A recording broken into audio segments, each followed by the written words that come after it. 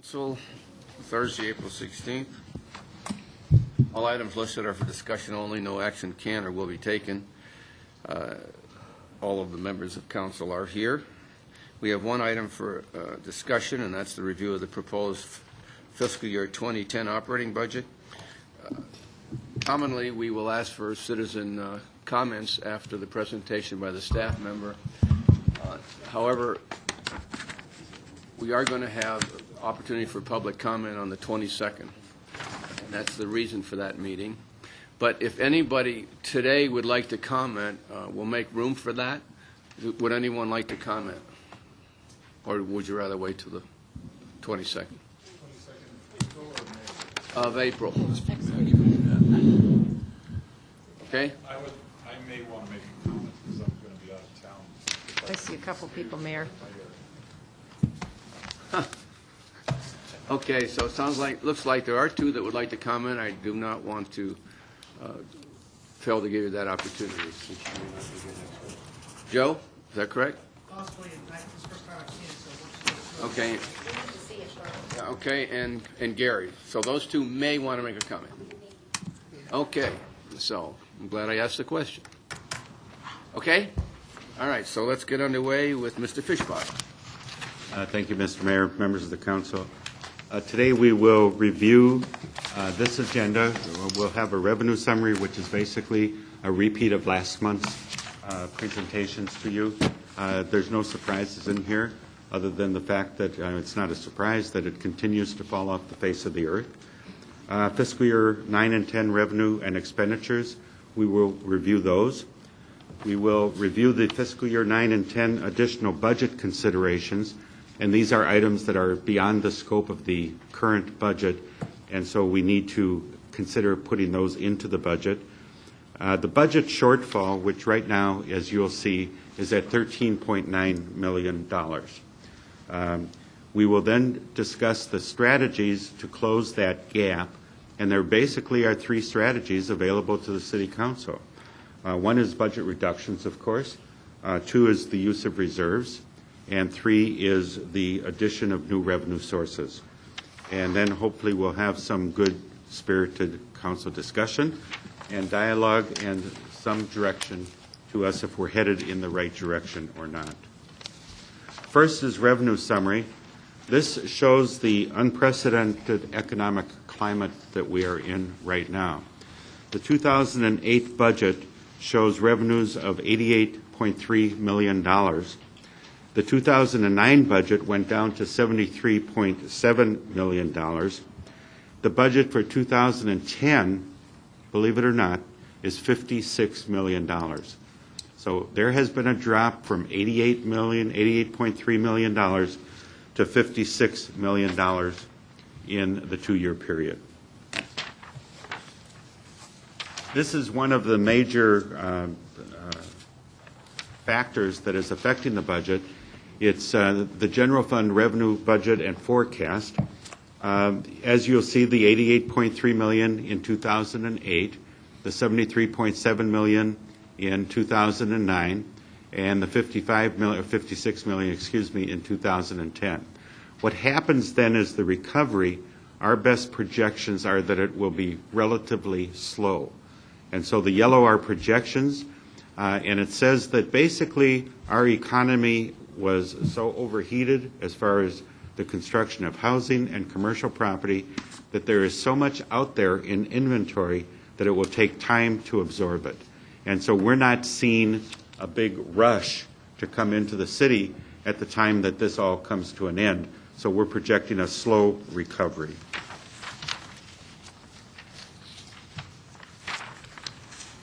The construction sales tax revenues help tell the story. The year-to-date actual, you'll see, is down to $10 million in 2009 as compared to $16 million in 2007. And the budget year-to-date, the fiscal year budget, July to June, is $15 million is where we're projected to end up. We're concerned that this may be a little high. We didn't have time to change it, but it may come in lower. It may come in somewhere around $13 million. We're not sure. But this shows the delicacy of the projections that we are dealing with. Construction sales tax, again, goes from 22.7 million to 2008 actual of 17.6 million. And then the 2009 budget, as I mentioned, is the 15 million. And then it goes down. 2010 is 6.2 million. And some of you may look at that and say, that can't really happen, can it, John? That is from a detailed, very detailed analysis performed by Joe Schmitz, which was incredible. He went in, looked at every plat, every commercial development, every building that is under construction, every building that's about to be under construction, every house, and this is a very precise number. I'd stake my hat on this one. I mean, 6.2 is the most we're going to get out of the construction sales tax in this next year. 2011, then it jumps up to 9, and that's because we're looking at bringing the mall in. And if that doesn't happen, we will address that later in this presentation. Excuse me, and what exactly are those figures? Did we find out of the mall? The mall is 1.3 million, and the construction sales tax is at 9 million over a several-year period. The next slide, this just shows a recap of the construction activity and what's happened. You'll notice the peak in 2007, and then it's been a downhill slide since then with a few minor blips up.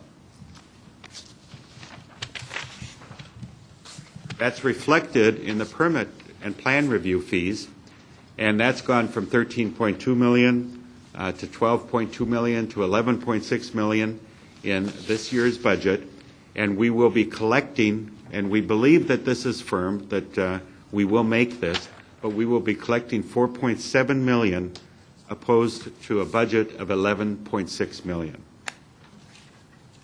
Then we will jump up to 6 million, and again, that's because of the mall construction, but then we're back down to the 4.8 million, and then we show modest growth because of our anticipation that the inventory is such that there will not be rapid growth of 5% a year over that next few years.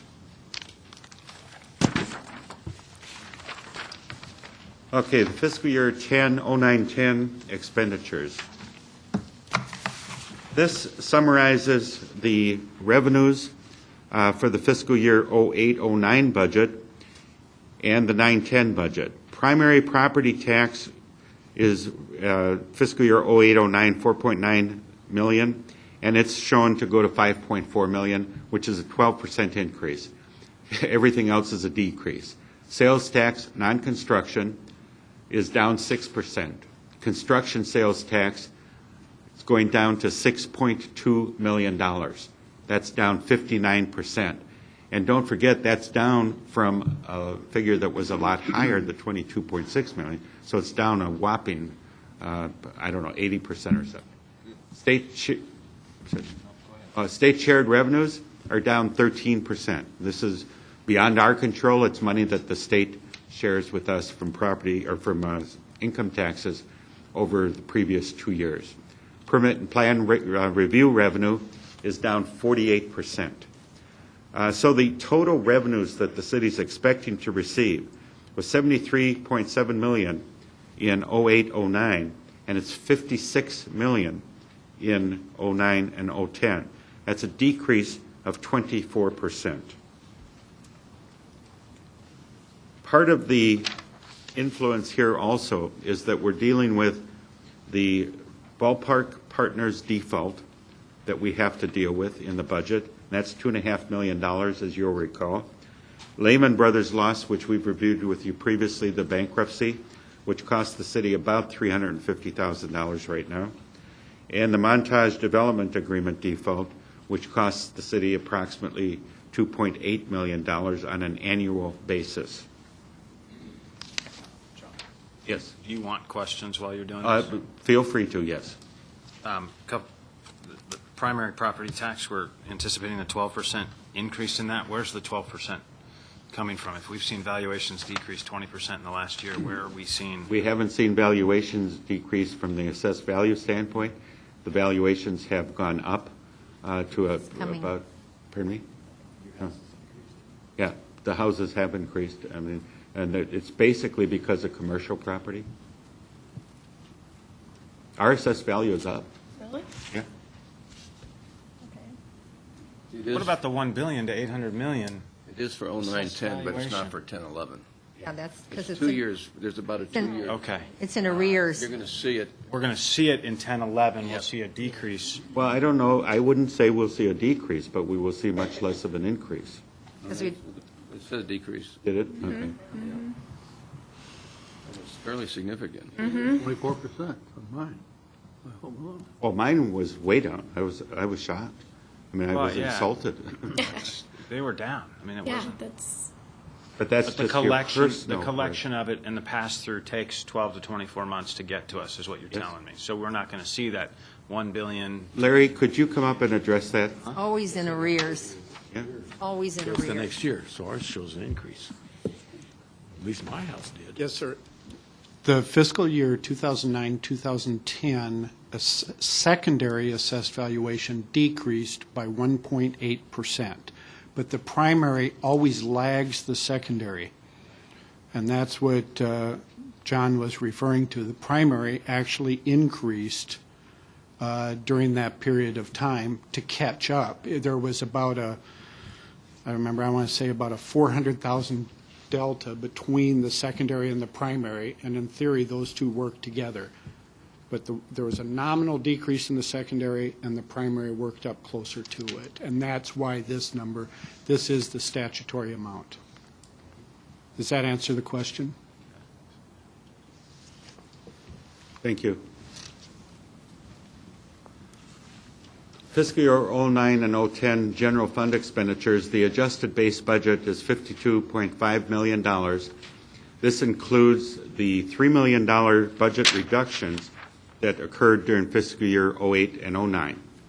Then we add to that $5.96 million in one-time and other expenditures, $4.54 in CIP, $6.44 in debt, and transfers to the HERF and the stadium funds of $3.56 million for the total general fund budget of $73,121, $73 million.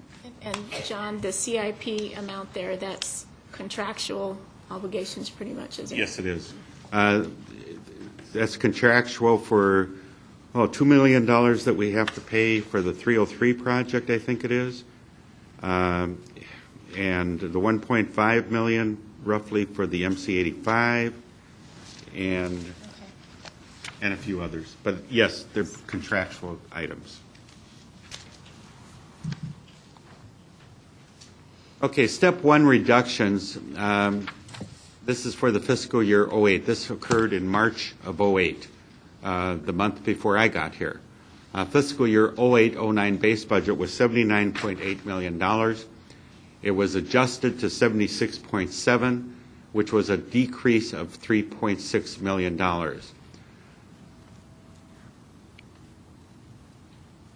And that occurred, as I mentioned, in March of 08, and it was basically reductions in travel, training, contractual services, and overtime.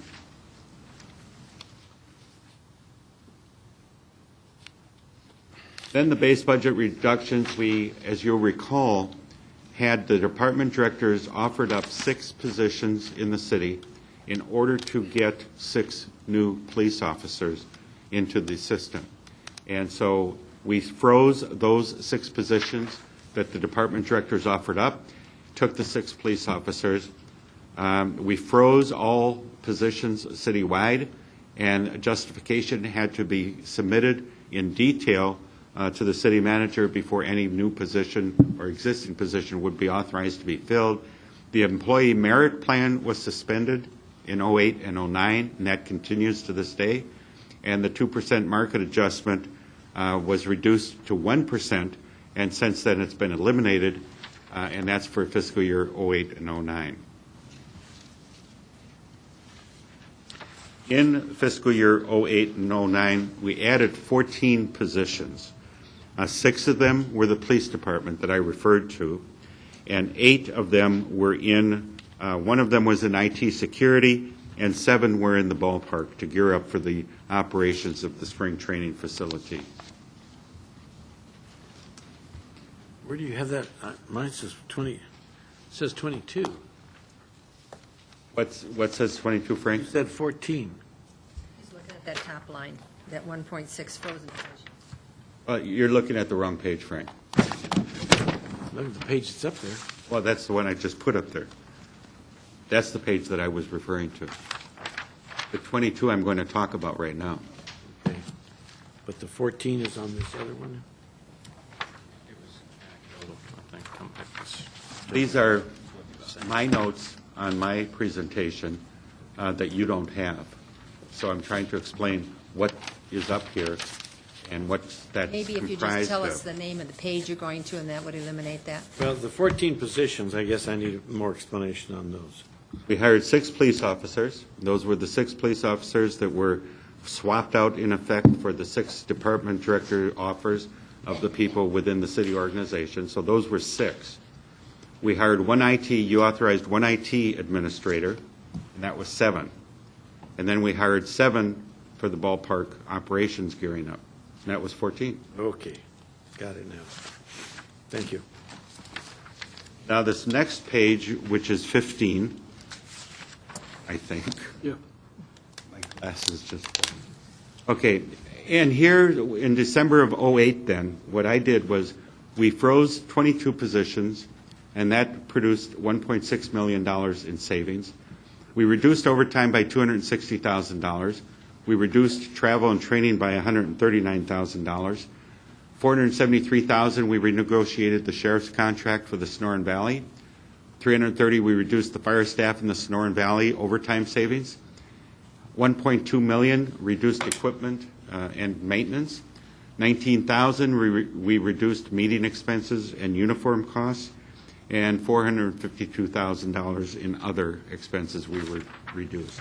That totaled $5.6 million, $3 million of which was in the general fund.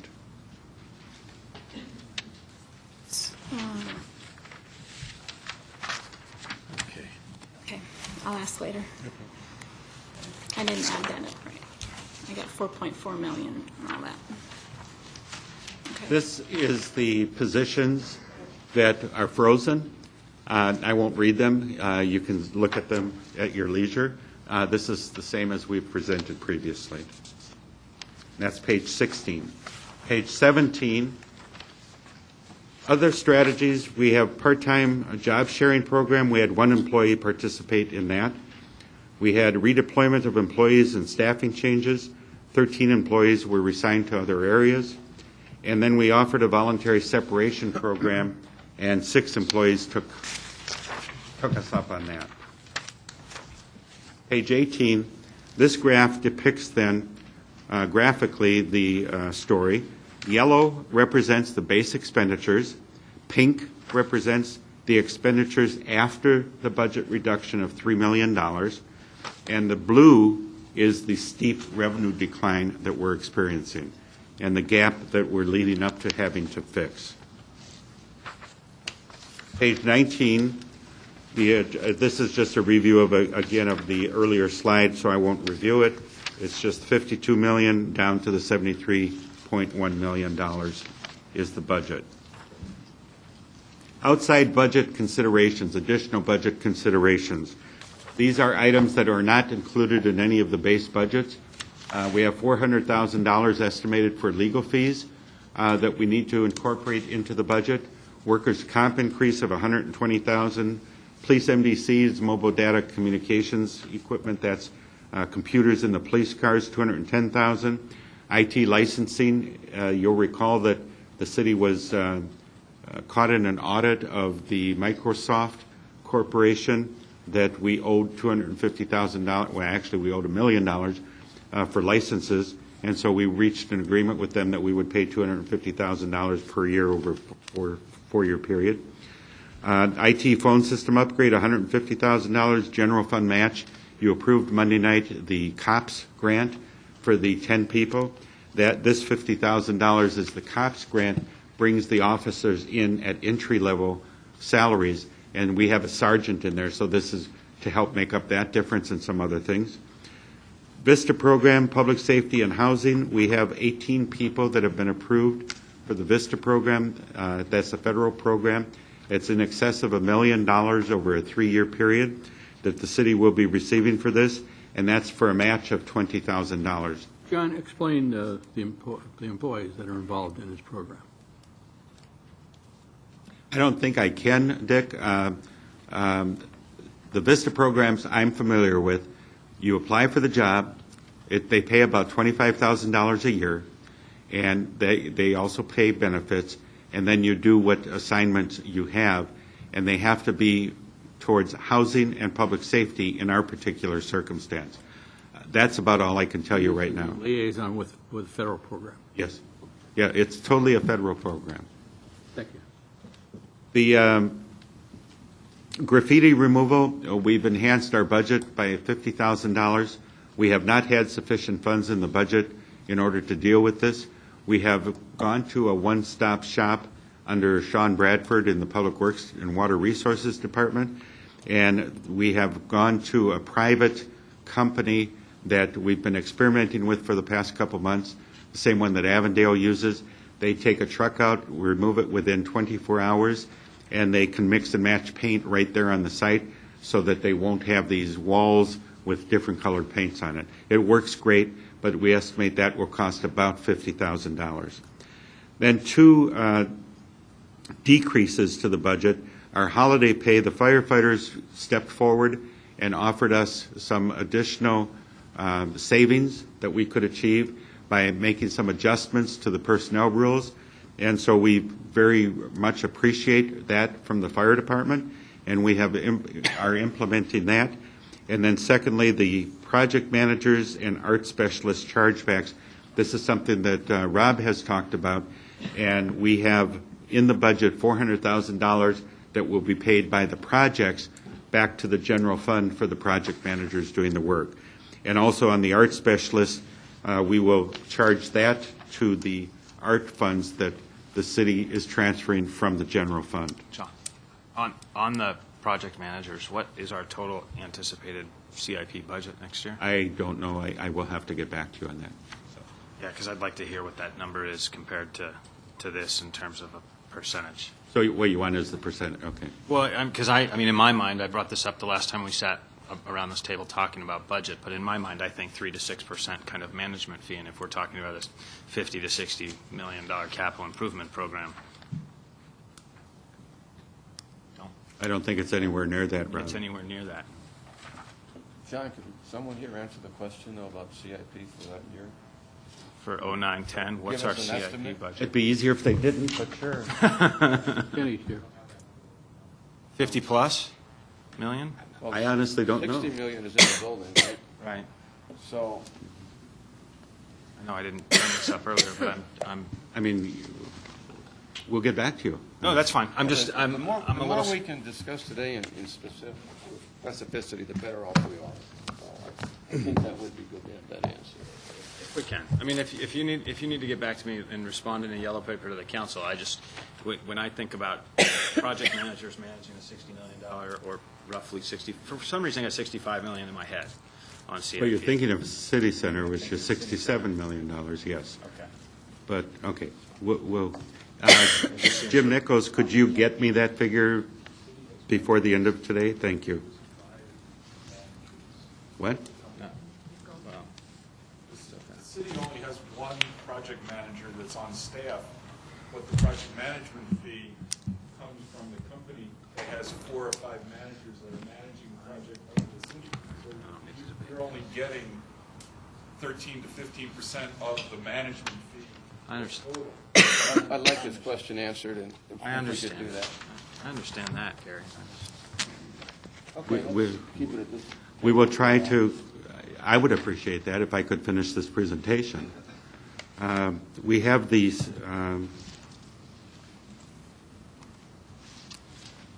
the other funds, additional budget considerations are $400,000 for the stadium, second team expenses. This includes 13 FTE. Water resources and increased utility costs and chemicals of $200,000. The total additional non-general fund costs are $600,000. On the 13 FTE for the ballpark, the council, in doing the reviews of the budgets that were prepared prior to this, at the time you were considering the ballpark, had as many as 18 people for this next phase. So we were able to take this down to 13 people. And we've done comparisons of each of the ballparks in the area, and we're, quite frankly, lower than most of them.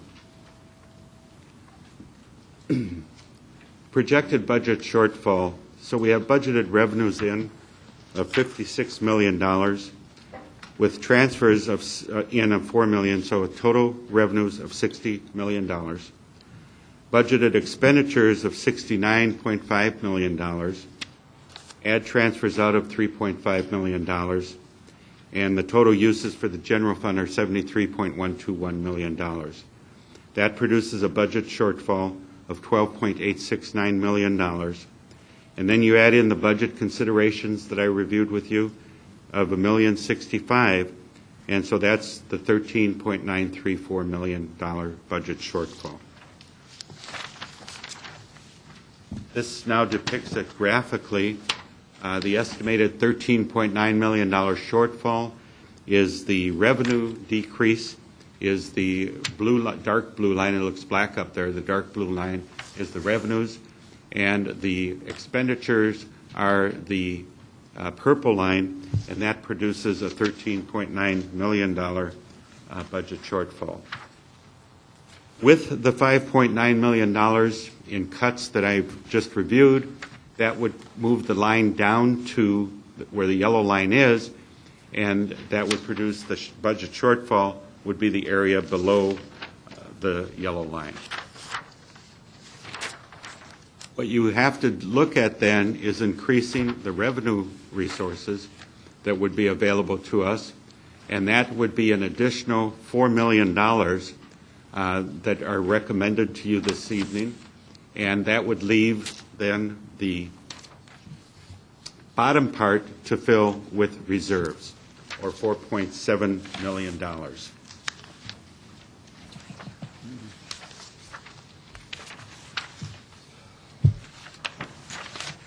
Then page 28, step 3, base budget reductions. We had the staff do budget reduction exercises of 15, 20, and 25%. With the thought of preserving public safety and the core city services, reducing commodities and contractual services and personnel, and proposed reductions related to the current workload and the demand for service are factors that we looked at. This is just a depiction of the 15, 20, 25% exercise. And if you'll note the 15% column, $7.4 million, the 20% column, $10.08 million, and the 25% column, $12.5 million. And if you'll recall, the $13.9 million gap that we're trying to fill, and look at the 25% column, if we cut the budgets by a total of 25% arbitrarily, including police and fire by $3 million each, that is not enough to close the budget gap. Budget gap, again, is $13.9 million, and this represents $12.5 million. John, when you went through this base budget reduction of 15, 20, 25%, were there anecdotals on what the impacts were to the service levels in those departments? Much more than anecdotals. We have books like that backing up everything. I mean, so I don't have them here. No, I know you don't. Okay, but it is something that you can share with us if we get to that point that we're talking about 10, 15, 20, 25% type base budget cuts where then we have all that information. Okay, so when we need to potentially discuss prioritization where a 25% budget cut in one area might be acceptable. If you need to do that, yes, we can. Okay. John, I have a question on this page. You have, if you get over to this 25% reduction, well, any of it, I guess, for that matter, is it this includes everything, and this includes personnel, everything, Yes, right? Everything from that department, not Yes. just, that's correct. okay, it's across. Yeah, it's 25% of the total budget. Total budget, okay, everything.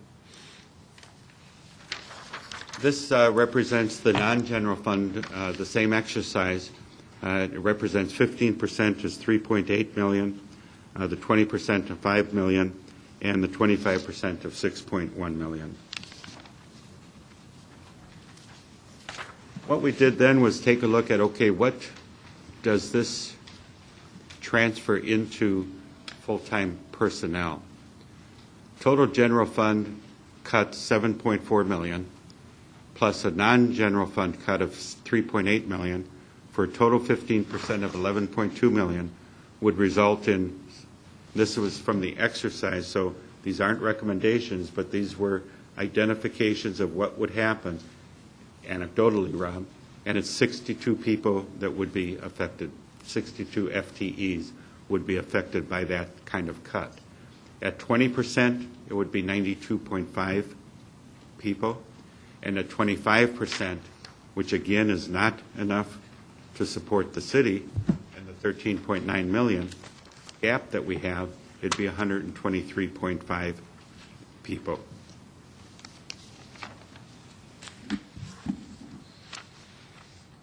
What this represents then, and Rob pointed out that this only totals up to 83%, and that's because the other 17% is in other funds. Development services is 30%. That's where the reductions are occurring. 16% in general government, 15% in public works, sanitation, and water resources, and 8% in public safety and municipal courts. Development services, economic development, and community services. It's not economic development, but it is community services, and also a portion of the fire department that does inspections. Okay. So economic development is part of general government. Yes, it is. This proposed budget reduction indicates that 16 and a half FTEs in the development-related services will be affected by the proposed budget. And that's primarily due to a decrease in development activity. And I just remind you, the blue, light blue, is a slide that you've previously seen that shows the tremendous decrease in development activity. And the colored slide shows the construction sales taxes through February. Other positions which are workload related are 6 FTEs in the non-development area, and those are basically in the internal services and in the administration. What this does then is 34 and a half FTE. This is page 35. 34 and a half FTE. 22 and a half in the general fund, 4 in other funds. We offered a voluntary separation program, and 6 people took it. And so you add that 6 to the 26, and that's 32 and a half. And then you have the frozen vacancies. There were 2 that we froze in addition to the ones that are frozen, and that was a planner position in community development and a strategic planning position in the city manager's office. And that's the 34.5 FTE.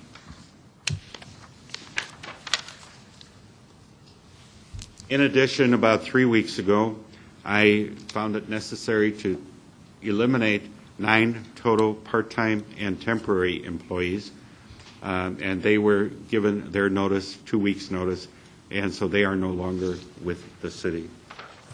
That was 1 in engineering, 3 community education specialists in fire, 1 emergency management coordinator in fire, 2 fire inspectors, 1 utility technician intern, and 1 staff assistant.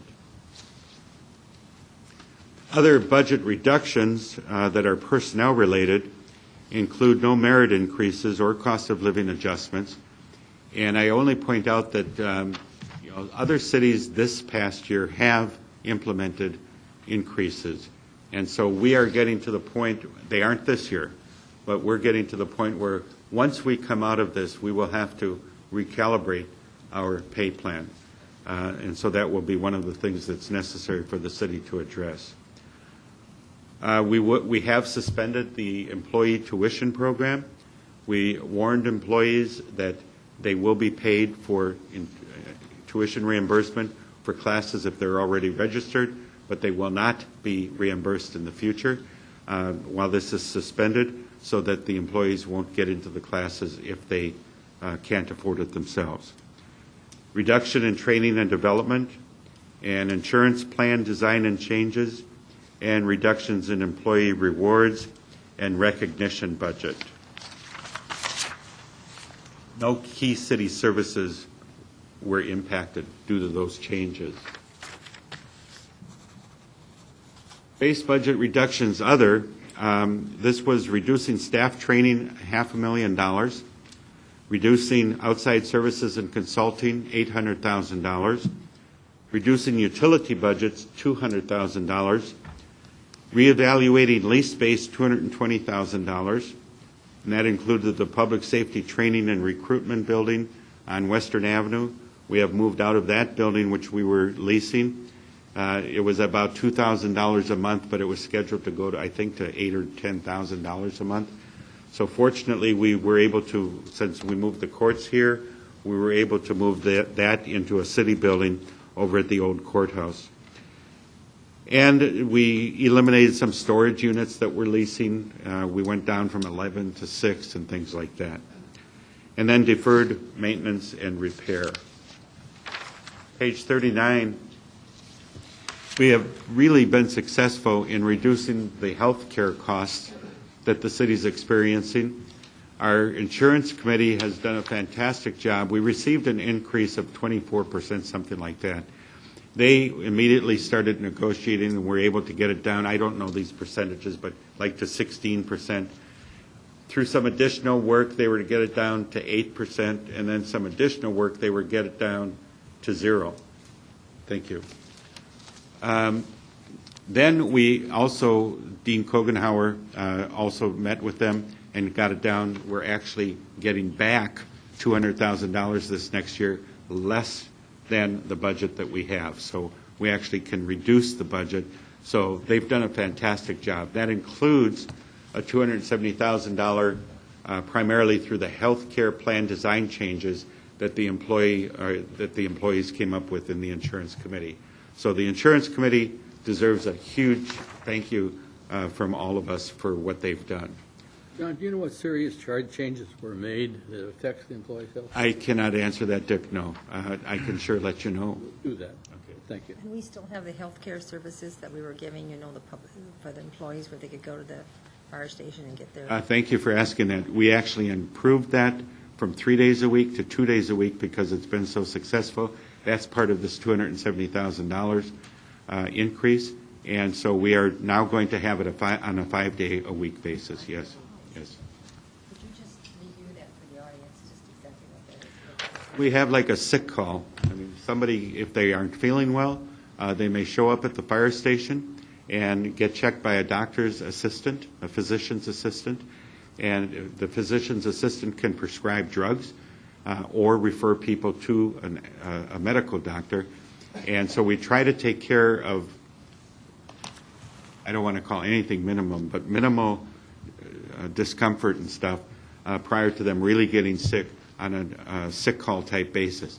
And you don't need an appointment or things like that, so you can just go, and it's been working extremely effectively and seems to have been cutting not only the expenses on the medical insurance, but also on sick leave and the absence from work. Thank you.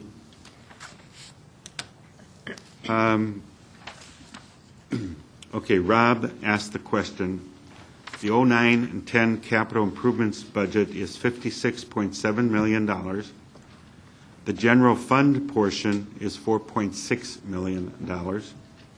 So 1% of the 4.6 million would be 1% of the 56 million would be $567,000, 2% $1.13 million, 3% $1.7 million.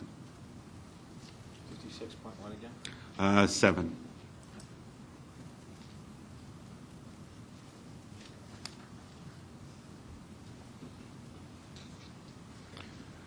The last item I want to mention here is I appointed an employee task force, and they also did a fantastic job in generating ideas of how to save money. I asked them to think outside of the box and come up with anything possible, and they've come up with some excellent ideas, many of which are incorporated into the budget, and here's just a sampling of them: reducing the number of cars in the fleet and the number of new cars that are purchased. I believe we're working towards eliminating 41 vehicles that we feel that we do not need because of this recommendation. Reducing overtime. The overtime has gone down. I forget specific numbers, but it's like in December, it was at some astronomical number, and it has gone down to, I think, $73,000 this last month. It has gone down from a high of hundreds of thousands of dollars. The police and the fire departments, where most of the overtime occurs, is just remarkable in the job that they've done in order to rein in the overtime and produce the savings to the city. Implementing process of sending surplus equipment to auction. Reduced rented storage space and city lease space. As I mentioned, we've already eliminated 5 storage units. Charge user fees. We're doing a user fee study right now that will be done this next month, and we will be bringing that before the council next month. Cost recovery of certain positions. Reducing reliance on outside consultants. Evaluating contracts for right-of-way maintenance, and reduced uniform allowance. On the right-of-way maintenance, we are upping the use of our Perryville Prisoners program. That is an extremely effective program, very cost-effective for the city. I believe it costs us about $2 an hour to use Perryville Prisoners, and that's compared to an employee who would be making something like, I don't know, $12 or more dollars per hour. And so they're under supervision, constant supervision. They are they are trustees. Only certain people, we basically use the women from the Perryville prison. Only trustee-type women can get these jobs, and the prison is very insistent that if there is just a minor violation of a rule, they're pulled out of the rotation for the work. So we're very comfortable with that, and it seems to be working extremely well. John, on that issue, I think we need to do more in some kind of education program for our residents so that we can get that program more acceptable to the residents. We will. Because it is a good program, and it works very well. Talk to any of the people who work at the prison. These prisoners are supervised by specialists who are trained to take care of these people. And it's a lot better than, as I mentioned to you yesterday, the fact that, yes, we have employees that are citizens and in these contract companies that come and work for us. However, when one's ill, there's no telling how these guys replace that guy for that day or those couple of days or a week. And I know how they've done it in the past. They just go down and pick up some guy on the street. And so what you have on the street is what I think would be a lot safer with having prisoners who are supervised by trained people rather than these other people who are very questionable about whether they're even legal citizens, and that bothers me because we don't know their background. So I think we need to do something to educate our residents in this direction. It's very important. Thank you, Frank. We will do that. We did have an article in Last in Focus that we started doing that, so we will do much more of that. So, thank you. The next item, other strategies. We, as you know from a few weeks ago, we are deferring some capital improvement projects. The EMR Park Phase 2, traffic signals, MC85, Estrella Parkway to Cotton, are deferred. They aren't canceled.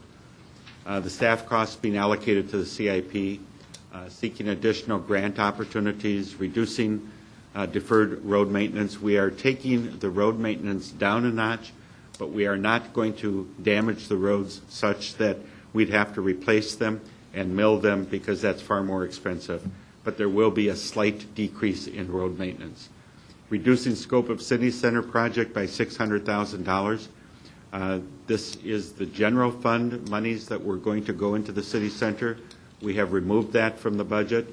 There is $1.5 million that will, in effect, be general fund money. That's monies that Langford pays us. He's already paid us $500,000. That was part of the negotiations. And he will have to pay an additional $500,000 should the city decide to move forward in September. And then he will have to pay an additional $500,000 as it becomes occupied. If we do not proceed in September, that has to be repaid to Langford, however. So there's different things to look at there. But there is not general fund money scheduled to go into the city center project. Just review the city center financing. City center financing, there's $67 million, and $45 million of which is in GO bonds that have been approved by the voters, and that comes from our $1.60 tax revenue, property tax. And the rest of it is impact fees that have been collected for the 67 is for library and city hall. The impact fees that have been collected are being put towards the library and the city hall, and those combined will total the $67 million. They're designated funds. Oh, yes, Cannot be shared for other programs. that is correct. Thank you. And can you, in the future, give us the O&M, which would be general fund? Yeah, we're working on that right now, Ms. Osborne, and we will have that for you in the very near future. Thank you. And I forget, because I've done this several times already. If I've already done this, I apologize. We will save approximately $1.9 million of the general fund monies that we're paying right now, and that's $1 million roughly to the Veneta rent, where the police and the communications, or not communications, where the police and the community development and the fire are housed. Those are leased buildings. We have about $500,000 of rentable space in the new city hall. I don't know if we'll be able to rent it or not, but that's a possibility. We have a $56,000 lease where the library is that we're paying. That's from the general fund. And then we also have some other rental space that we'll be taking a look at. So we will have about $1.75 million that won't be forgiven the day we move in, because we have to transition the police and the fire into the city hall and things like that. But that will more than cover our O&M, but we're getting the precise numbers right now. And then reorganizations and the achieved efficiencies that we've experienced with that. Public Works and Water, as you'll recall, was combined a couple of months ago, and that's working extremely well under the leadership of Sean Bradford. And it's just been remarkable as to what's being done, and we're looking at the workload levels and have much better handle on that. Engineering and public project managers have been combined, and that's working very well. As you know, Cato Esquivel was moved over to be the senior project manager, and then the other project managers, Regis Reed from the ballpark, Steve from the water, all of them were brought into one office, so they're all working out together. They communicate together frequently, so that's working well. Building services and fire department, we consolidated the building services into the fire department because we had fire inspectors doing fire inspections, we had building inspectors doing building inspections, and so now we talk to each other more. They're all under one supervisor over in the fire department, and that's working extremely well. This community services reorganization I would like to talk about now. The reorganization of community services, as you all know, Ms. Evans took an early separation, a voluntary separation from the city, and she was our newly appointed 7-8 months ago director of the department. So I've had Jim Nichols sitting in on that chair on an interim basis. And so we looked at it and decided that the best way to do this would be to redeploy the people that are in the community services area and to redeploy the functions that they had. We will increase efficiencies by including various community services divisions within larger departments with similar goals and objectives, and we have greater resources that will be available to the community services department and the people that are working there. Reorganization of divisions within the departments will not require the city to fill a director position, so that's a major savings to the city. And the goals of community services department will continue to be met and as the function of the department. But you'll still have the liaisons between the city and... Neighborhoods? yeah, Yeah, absolutely. This shows how that will work, basically, because this shows the neighborhood people moving over to the police department. This will be under the assistant to the chief, and Officer Rodriguez is over there working in neighborhoods. So we are putting everybody into one office. We are also moving the administrative assistant over to the police department, and that's a fantastic addition to the police department because they are very limited in the administrative type personnel that they have available to them. And then the code enforcement, there's 3 people there, are also moving to the police department. They will be under the police commander. The volunteer services staff, the volunteer program has been reassigned to the Human Resources Department, and that's Judy Swatonic. And the public art program is Diane Kripe. She has been reassigned to the Parks and Recreation Department, and it's exciting there because Mike Svets, our new director of Parks and Recreation, has worked with a public arts program in his previous life in the city of Charlottesville. So that's a natural fit. Community advocate has been reassigned to my office. She will be responsible to Mario Salamato, and she will be working with him. And then the customer service advocates, which are 2, and that's Linda Maynard and Larry Carson, who are downstairs at the front counter. They have been reassigned to the finance department. Again, this is just a review of what the breakdown is. 30% development services, 16% general government, 15% public works, 14 parks and recreation and community services, and 8% to the public safety and municipal courts. And then I would note again that 17% that is unaccounted for is in the other funds. What this does, what I've talked about so far, does not impact the citizens very much. What we tried to do is approach this budget in balancing the resources that are available to the city in order to do the services that we provide to the citizens. Keep the citizens in mind as the number 1 customer that we have to address, and make sure that the services get delivered to them. Where we do impact the citizens we are combining GAIN and Halloween into one function. We have, and that's just a week apart in October, so we're just going to be doing one function. Parks and right-of-way, we're reducing the maintenance. We will not be overseeding this winter, and that will save us not only in the overseeding work that has to be done, but also in some of the watering that we have to do and purchase from ourselves. Plus, we will we will reduce the frequency of tree trimming in the parkways. Again, this service will not be noticeable to the residents. It's just tinkering with what we're doing.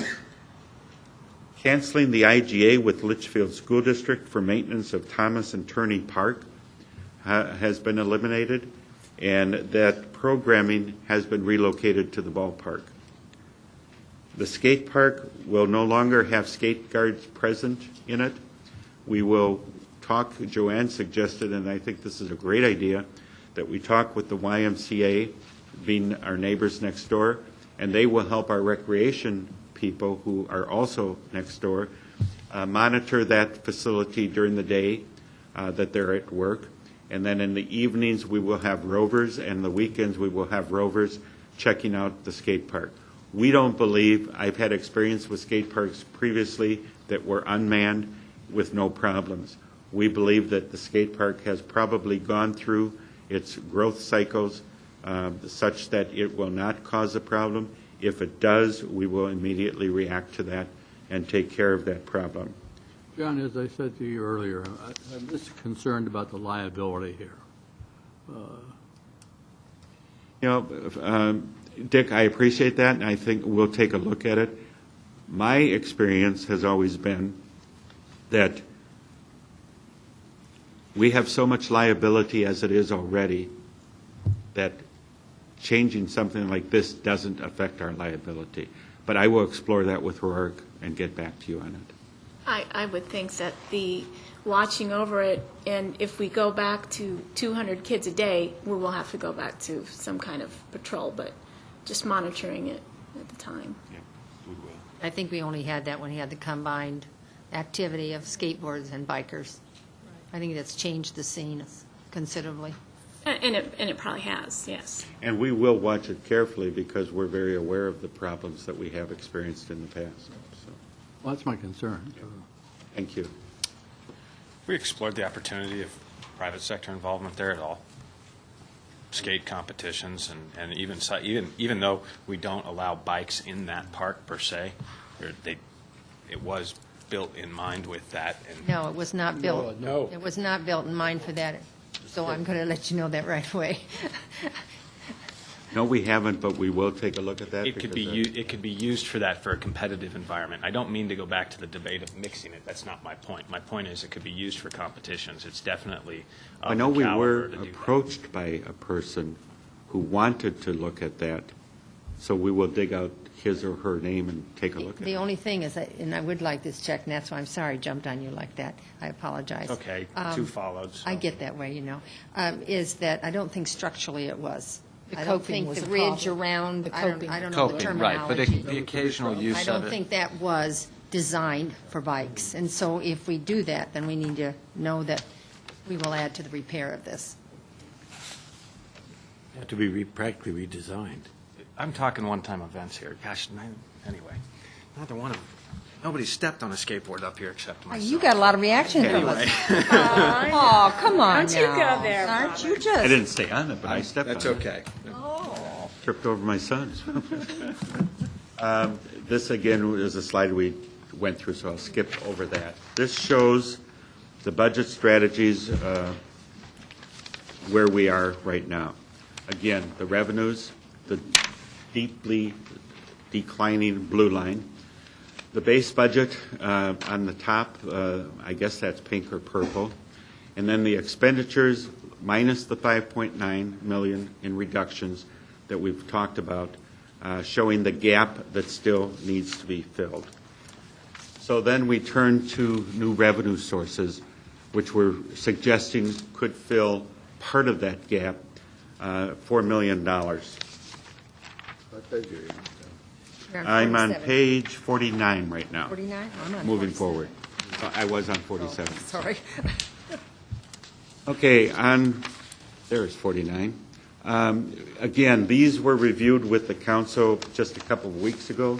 Just as a reminder, use tax will generate about $250,000. The use tax was reviewed last Monday with the council. Residential rental unit, $100,000. Business license fee, $105,000. Remove the two-tier tax rate, $175,000.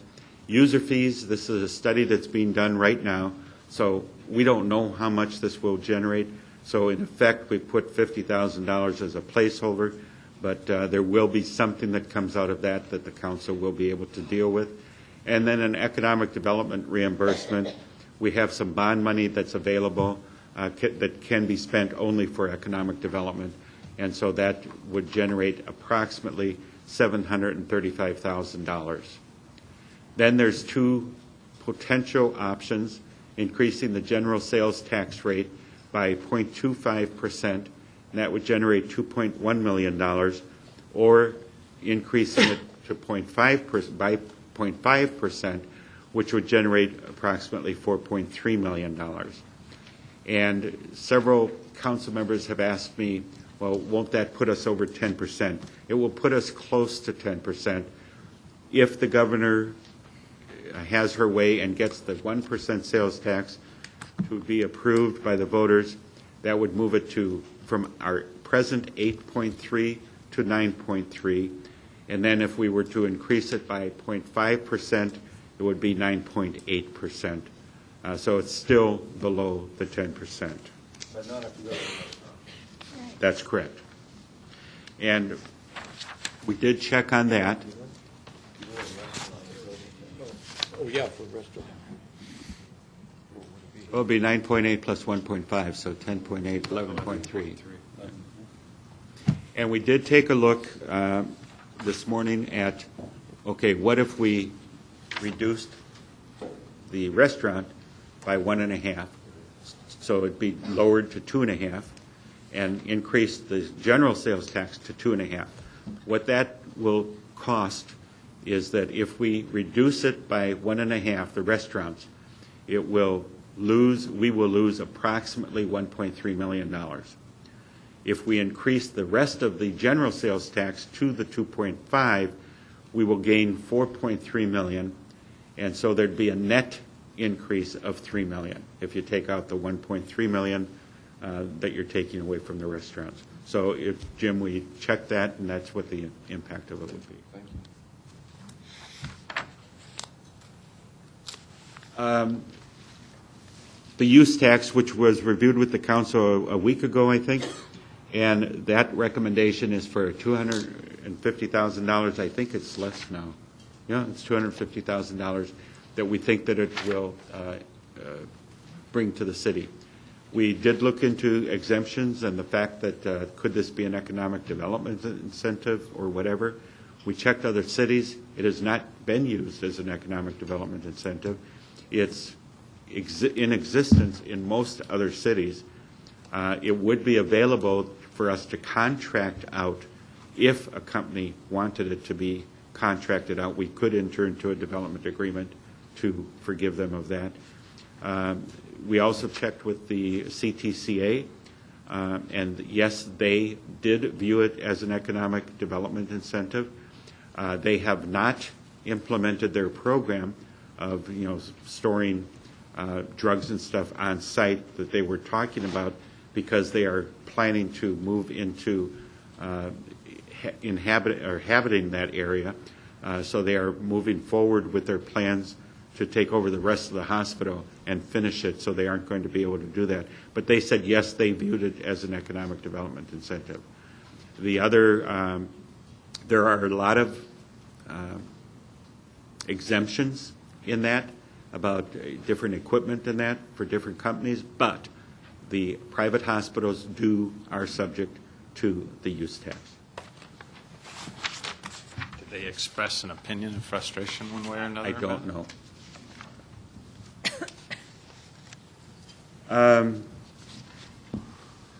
On this use tax, this is just a summary of who has it and at what percentage they have it. You'll see that Litchfield Park has it at 2.8%.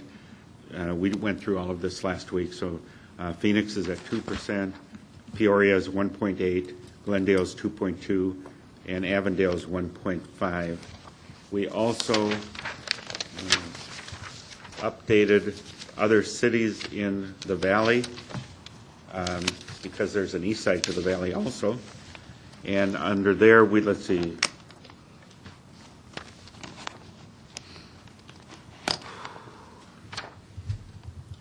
Okay, under there we have Buckeye does not have, Surprise does not have, Chandler is at 1.5%, Gilbert does not have, Tempe is at 1.8%, Scottsdale is at 1.45%, and Mesa's at 1.75%. Average is about 1.5. Okay,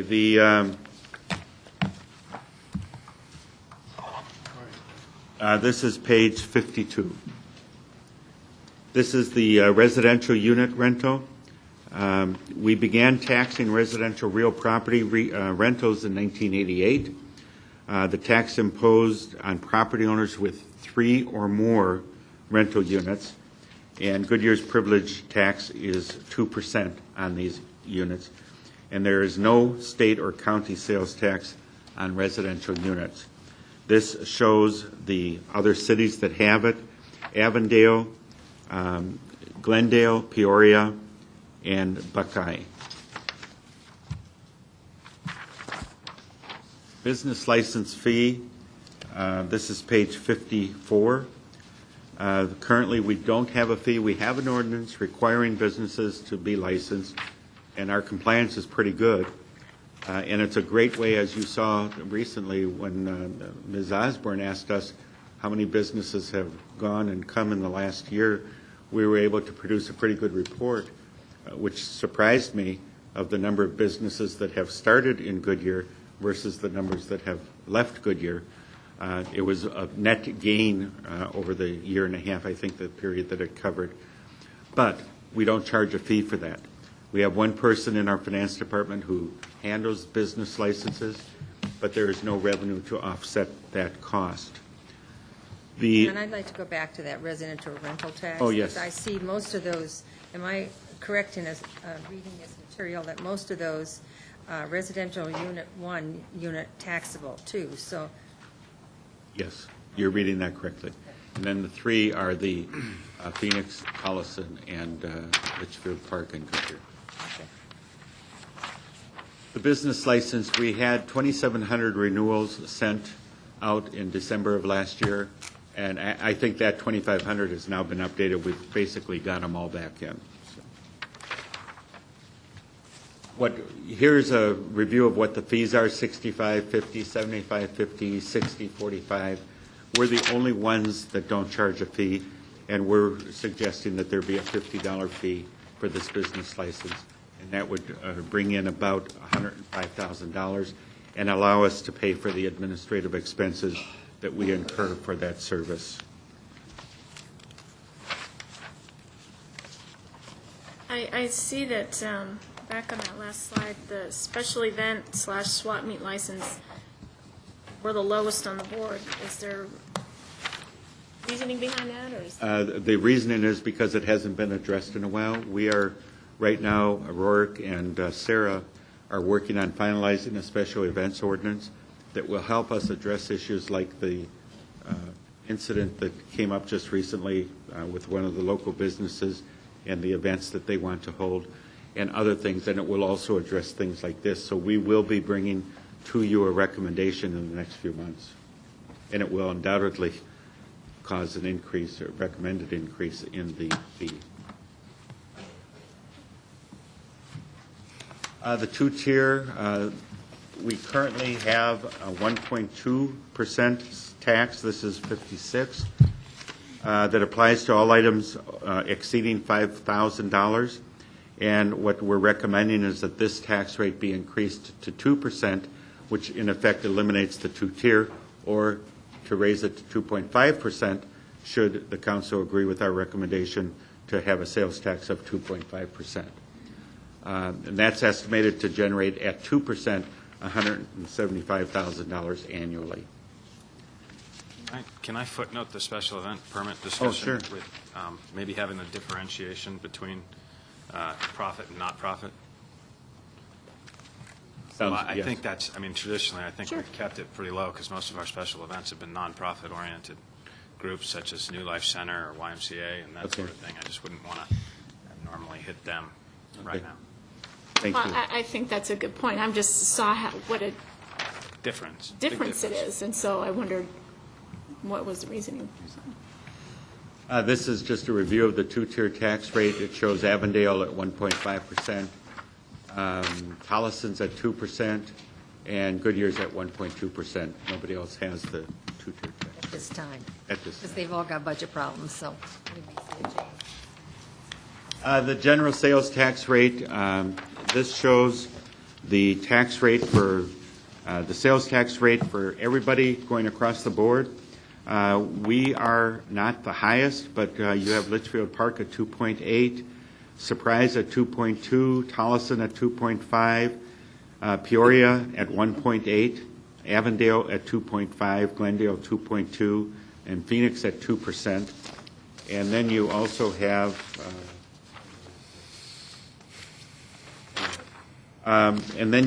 the information about the restaurants and the contracting and the lodging and the two-tier tax rate and the use tax. The last date of a sales tax increase was not applicable, so I guess it's been at 2% since its inception. This shows the basic options that the council has. Privilege tax today is at 2%. In restaurants, it's at 4%. Contracting is at 3.5%. Potential increase to 0.25, and then the potential increase to 0.5. And that's on the general privilege tax, not to be applied to restaurants nor to contracting. The current rate, you'll see the 2.8% in Litchfield Park. I won't look at restaurants or contracting. 2.5% in Avondale, Tolleson, 1.7% in Wickenburg, and 2.2% in Surprise. What that will raise is at 2.5%, it will raise $3.8 million in all classifications. Excluding restaurants, it will raise $3.6 million, and all classifications excluding restaurants and contracting would be $2.1 million. And the annually at 0.5% would generate $7.6 million, all classifications. Excluding restaurants, it would be $7.2 million, and excluding restaurants and contracting, it would be $4.3 million. Contracting being different than construction.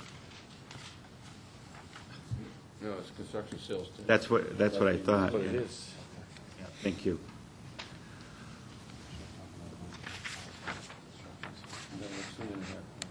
We're not talking about it. No. Okay. The city budget strategy, so what this does is New Revenue Sources points out that the addition of $4 million would fill a portion of this gap.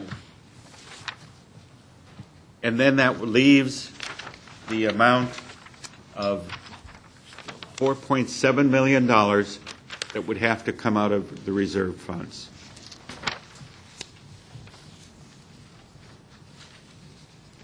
Let's focus for a moment on the reserve funds. Can I ask to stop a second? Didn't have to leave here at 4?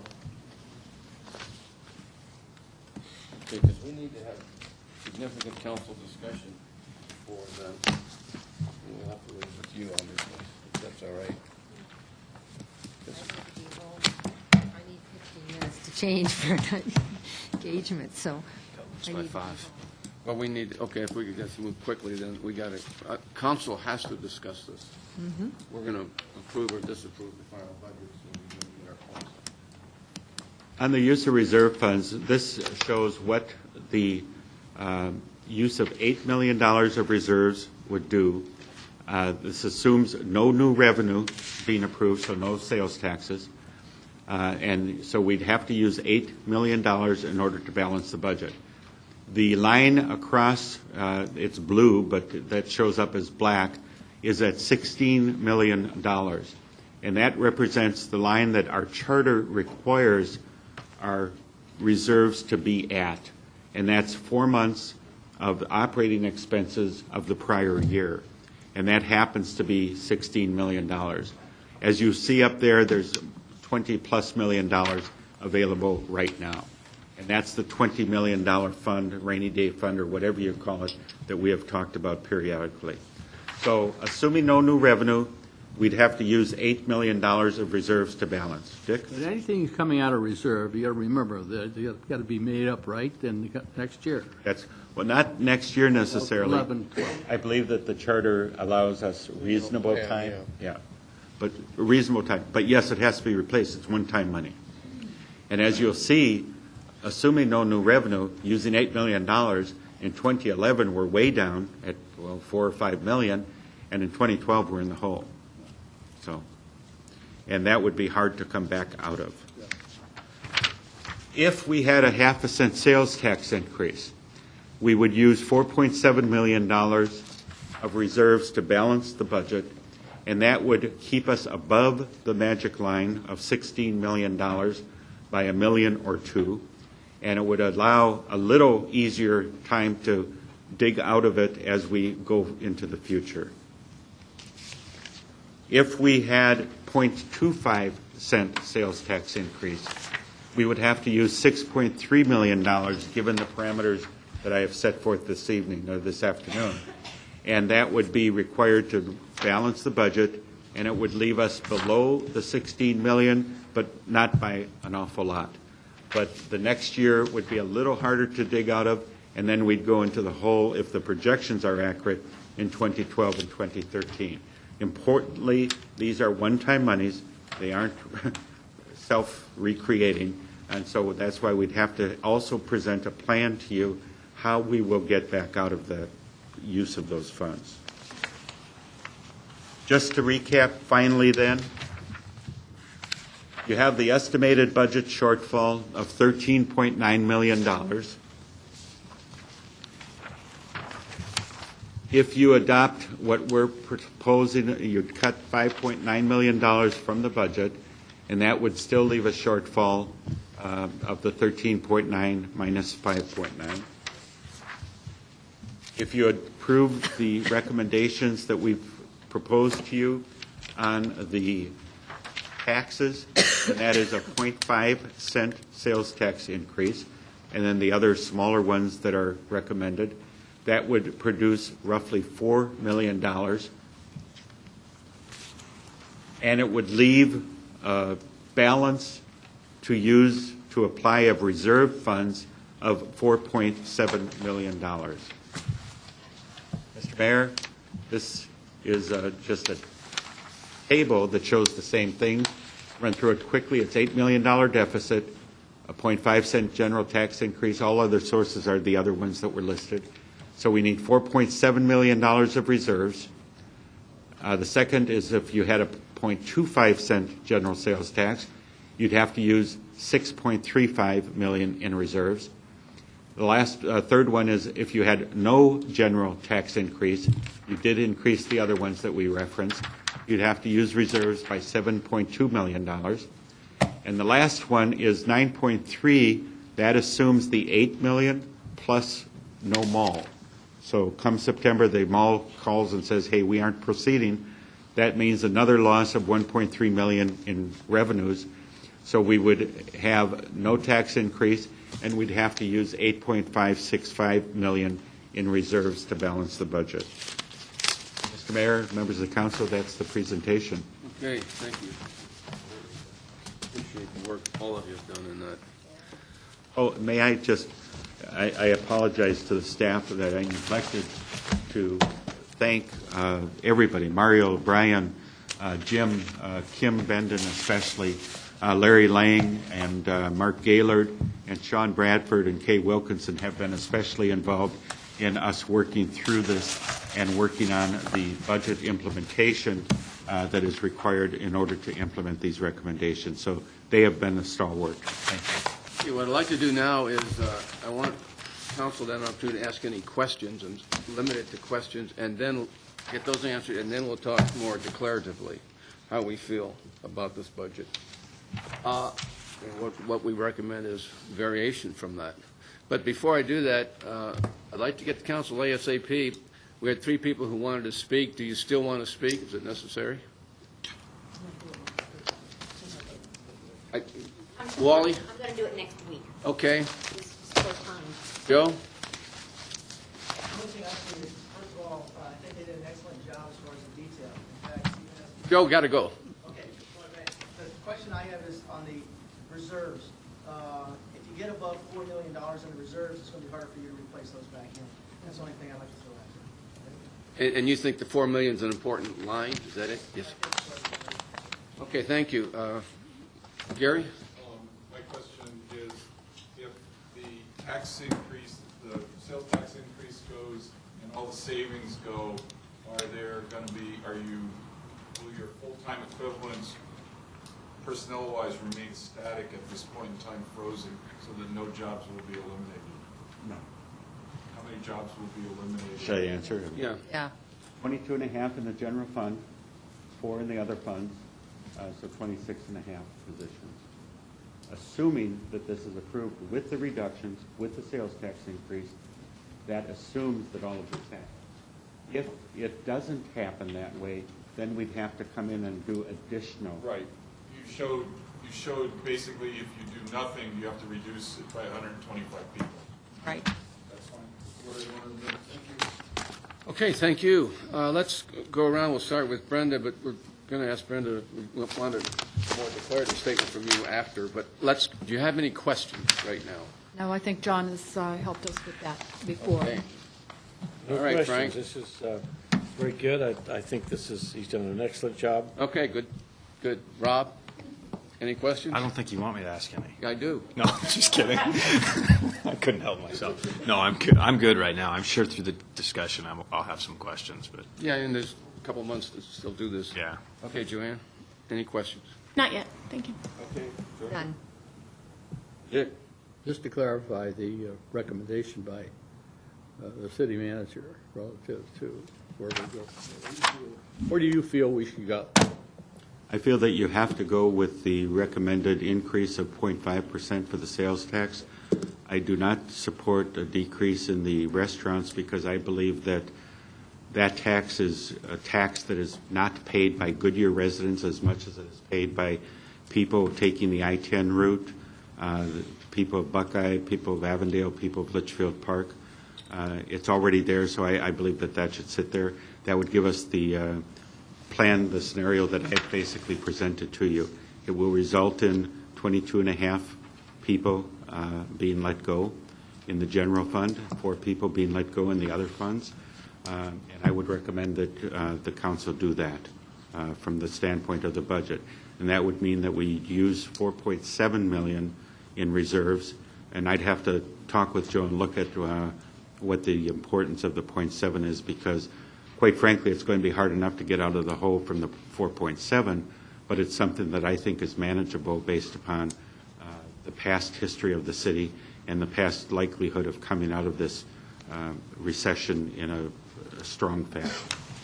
Thank you. Okay, so I think basically the technical questions have been asked and answered. There will be more. Oh, you're kidding. I think it's important. Okay, it's now in the hands of council. You're going to vote on this. The people are going to look to you in June to, and then again in July. It's going to be your responsibility. We're talking about sales. We're talking about tax increases. A question here. We're talking about loss of people. We're talking about major impacts on our people, our residents, and our staff. So let's go around and see anything you'd like to see differently, and let's keep a log of all that, if we could, and we'll see if we can make a little progress today. We got 30 minutes, and we can do it at least. Okay, Joanne, we'll start this way this time. Okay, sure. We'll get to you. Are you okay? Brenda, do you want to start? No, she's ready. Okay. You're good. Okay. I think that overall, management has done an excellent job. We, as a city, within the last year and a half, have been battling impact fee raising, and we already saw where we had to try to balance where our money was made and brought in from. And so, that's where it began, was with development fees. I think across the board, we're looking at everything. We have, unfortunately, the employee layoffs possibly. We have to hit our savings. And lastly, I think that the cost of doing business has gone up. And if we want the city that has the quality of life that is kept, our citizens enjoy it and they expect it. And unfortunately, I think we're hitting that point where we're going to have to pay for it. And, at this point, that's really my statement. I think you've done an excellent job of balancing it as best as possible. There's one small item that I would like us to look at, and this is something this council did prior to me, and that is a luxury that we do have, and I do agree with, but it's that 1% that we have from the CIP for art, and it's actually, I believe, $400,000 from our general fund. $516,000 of general fund money, and I would like to just hear what people's opinions are. Thank you. And if I could add on to that, I'd also like to hear your opinions, if any, on what does the city council want with the art, because the way the ordinance is worded, there's a question as to whether or not you, the council, have to approve the actual art piece or not. What do you think you approved? Because we want to clarify that ordinance, because this fire station, for example, it's been approved by you now, the contract is out, the Arts Commission thinks they're going to now approve the actual art piece. And we're looking at it, Rourke and I talked about this yesterday, and there's some question. I think that the council, it makes it very difficult if the council approves. I don't think, We're going to have to bring that back. bring it back at a work session. I wasn't, Outside the agenda here. Okay, Was sorry. mine outside the agenda? Because mine dealt with general fund. you're talking about money on it. Yeah, okay. You're talking about process and policy, and I just, So I just wanted to have that discussion, see what, if. But your question regarding art now, is it pro or? You want the money taken out? You want don't want the taken money. We didn't understand what your question was. Well, I think I need to hear where everybody feels about that $500,000. I mean, that's $500,000 of general fund money that, we're taking out of savings. We're raising taxes, and as much as we all enjoy that, it is a luxury. And so, If I may just address that, it's $516,000 this year in the general fund. The city has never been at the 1%. We have insisted that, okay, let's go to the 1%. It's up to 1% is the way the ordinance is written. And so, yes, the amount is right now in the budget at $516,000. There is approximately $95,000 of carryover that would be available if we just did nothing, for example. About $95,000 would be available. So you can do anything. I mean, the 516 is the one up to 1%. You can say, hey, it's going to be 200,000. It's going to be nothing. I mean, that 516 would help address Mr. Pizzillo's question about 4.7. You could lower that by 516. It could result in 3, 4, 5 additional people being saved or whatever. can I ask, before we start opining on that specific, the 516 is coming out of the general fund, not the CIP? It's not 1% of CIP? thought it was. No, it comes from the general fund to the CIP, and then it comes out of the CIP. it's actual monies. Right now, you're budgeting Those are for. Yes. And you're budgeting the full 1%. Yes. Okay, that's one subject. Brenda, go, because you have a tighter schedule than I. Well, actually, I was kind of confused by that because I thought that once before, John, we had talked about trying to make sure that anything that was extra, that we explained where that money was coming from in case we could, just to use an example like the city center, because I said people are going to wonder why the city is spending money when we don't have to, which we should be saving it. And the response that I got on the city center was that money, of course, is coming from someplace else, and we should explain that to the citizens. And I thought that was the same thing for some of these other extra things that had been proposed, because we want to do what's right for the citizens. So I didn't realize that money was coming right out of the general fund. I thought it was coming out from some other tax that we had proposed. I said, okay. With you, Brenda. My understanding was that was designated money and not shared in any other department. Correct, So correct. tell me, And is there more that we may not have picked up on? Quickly going through my head, I can't think of one, but I will take that under advisement and let you know if there is. Because I guess I would not feel comfortable spending that to Joanne's ask for our comments back, because I think we're scrambling for all kind of money, and that's something that can go on hold.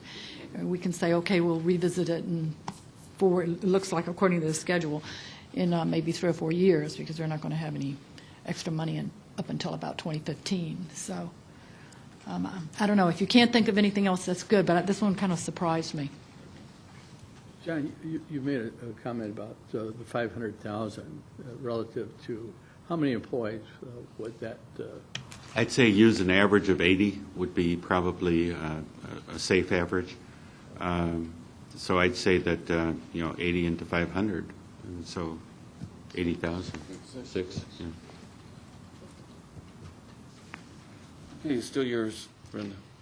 I don't want to take up any more time just discussing things like that, but I guess listening to everything that's been said today, John, just at this presentation and other times that we've had a chance to talk, I guess the 5% sales tax increase that you, in the diagram on page 65. Yeah, 0.5. 0.5, sorry.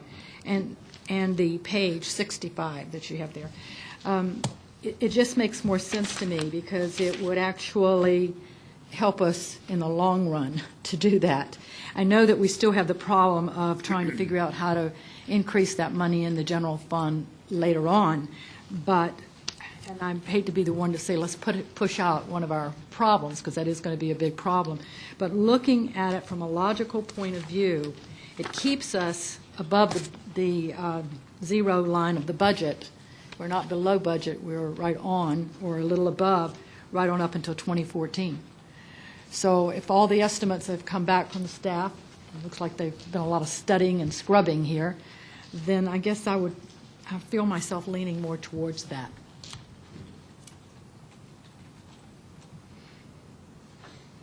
Thank you. Well, I'm in agreement with Councilman Holland. First of all, I thank staff. This is just really difficult. Who would have thought we would have gotten to this position? The economy would have been here, and nobody likes the word taxes, and nobody likes the words layoff, and nobody likes the word take money away from my department and give it to some other. I mean, We got to go. we're faced. Well, we have to go, Mayor, but this is an important meeting, like you've said. And so I appreciate the recommendation, and I'm tendency to go towards that.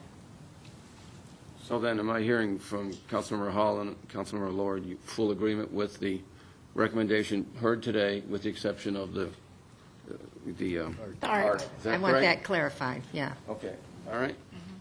Okay. Frank, your turn. Yeah, I'm in agreement with everyone on that 5%. 0.5%. 0.5%, God, let's straighten it out. Very good. I want to also bring up one thing we talked about the other day, the difference between the primary and the secondary tax on our property tax, so that we know where that is, where that break is between the two. We discussed, I guess you didn't have time to get that information, but we need that information too. What is that break and how much of that $1.60 goes which in these two directions, because that makes quite a difference.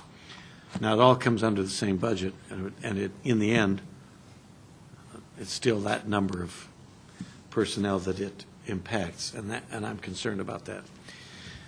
The other thing we talk about, and Joanne mentioned it, quality of life. Quality of life is something we have to talk about. Better be careful what you ask for, because when you start cutting something, are you cutting quality of life? So yes, okay, we do have to be concerned about salaries, we have to be concerned about services, but we have to also be concerned about quality of life, as you mentioned. And what is that quality of life? What do you cut out? That if you cut out something, you might cut something more out than is necessary, or that is quality of life, and you're not realizing. And I guess I'm referring to the art thing, because that could be a real problem in quality of life. Depends on how you define it. What brings you to quality of life for City of Goodyear? What is the quality of life for City of Goodyear? You better define that first. Other than that, everything else I think is okay. I'm concerned about more tax, but I don't think we have a choice. I think the 5.5% has to be there to save what we have and to go on and keep service level at where it should be. And I believe you're right. I agree with you on the restaurant tax. Thank you, Mayor. Thank you. Councilmember Souza. Thank you, member. Here? Member.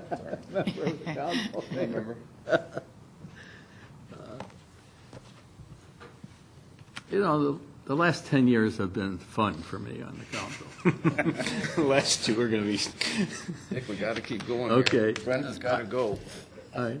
I appreciate what staff has done. We've hired professionals to do a professional job. I believe they've done it. And I'm going to lean toward, when we come to council, lean toward what the recommendations have been by the city manager and his staff. Thank you. Vice Mayor. I appreciate all the staff work. Obviously, this is a lot to digest. I sat down for half an hour, 45 minutes or so before the meeting. So now I'm getting told to shut up by Frank, too. I'm going to take my right and my elected responsibility and use my microphone here. So pardon me if I offend somebody. So it's a lot to digest. I think a half-cent sales tax is not to be taken lightly. It's going to have an economic impact to folks' pocketbooks while they buy a gallon of milk, or while they decide to go out to a restaurant, or even some of the just basic necessities that are in town. So I think I'll digest that over the next several weeks and listen to the public dialogue. I don't think you're going down a rocky road by saying that. I don't want you to think that I would disagree with you in the end. I just want to make sure we turn over every rock, and I'm confident you are doing that. But again, you guys have been digesting this for a month and working on, or 2 weeks or 6 months, and I've been digesting it for 120 minutes now. So to commit to these certain levels, I'm only apprehensive from the sake that I haven't had the opportunity that maybe you all have had. A couple of concerns. I'm not 100% convinced on the $400,000 mark on the CIP, $56 million CIP program, and $400,000 in management fees out of our staff, when I can probably look in this room and tag about 10 or 12 of you with CIP responsibilities. Not 100% of your time necessarily, but I still think that there's maybe the ability to get closer to double that. And I'm happy to, talk about that with staff and ideas that are there. But I'm just not convinced that $400,000 is all we get out of $56 million in terms of capital improvement program. I voiced this earlier, and I'll voice it now. I think the IGA with Litchfield Elementary School District was something we worked long and hard on with Parks and Rec and with those folks that have multiple interests on those fields. And yes, we can move some of those aspects down to our new rec facility, not far from here. But I really would like to know what that impacts in terms of more than just the dollar in the bottom line with us here at the city. I'd like to know, how many Pop Warner teams are we putting out that can't do night practice during the winter? Or how many of those kind of community-type functions that are vitally important during a down economic time for perhaps, young kids to be involved in or have secondary guardianship at times that maybe parents are having to work.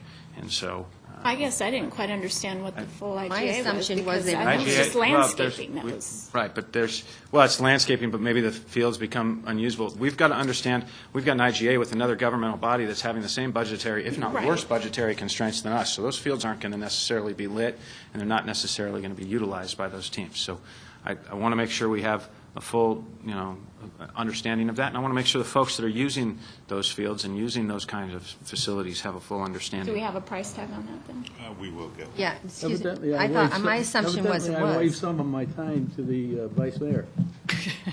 I told you I'm going to use my responsibility to go through my issues. You asked my issues. I'm not asking questions. So, no, Rob, I- I have a question. So what If you're you saying... guys would like to read it in the paper, No, I'm I happy to agree write with it. you, Rob. I have a question what you're saying, Rob. Yeah. I just assumed that all of those things, that were going to be transitioned to other fields. Yes.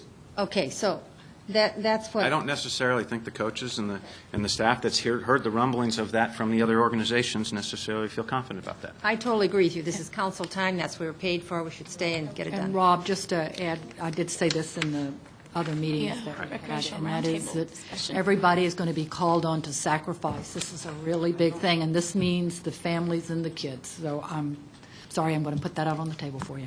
I don't need a lecture. We're talking about these things between two of us and the city management, and they're not getting out there into the public.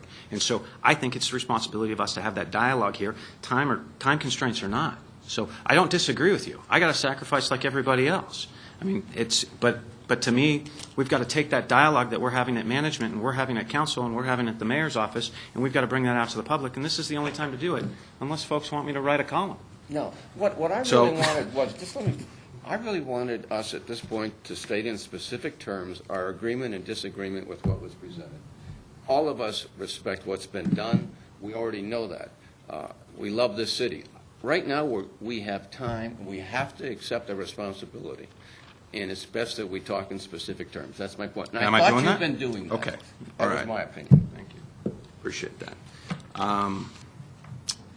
So back, so to the sales tax, I mean, when stuff comes back to us, I guess I would just like to understand the impact. Oh, and my last point was the use tax. I'm still a little bit concerned about that in terms of the economic incentive, and I guess I'll have a specific dialogue with staff as well as potentially CTCA and see what their opinions were of that. I'm not necessarily talking about a corporate, giving away money to corporations that maybe shouldn't be given away when you're a profit institution, but I also do specifically remember that dialogue in attracting business to the environments here in Goodyear, or to the landscape here in Goodyear. So. And Rob, there's one, I agree with Rob on this one. I made my decision is that we really do need to hear the input from the public. And many times my mind is changed or something's added to it when I hear from the public. And we haven't had that opportunity. So I think that may influence many of us also on the direction we take. So I want to add that to mine, even though I really appreciate it. Not the last time.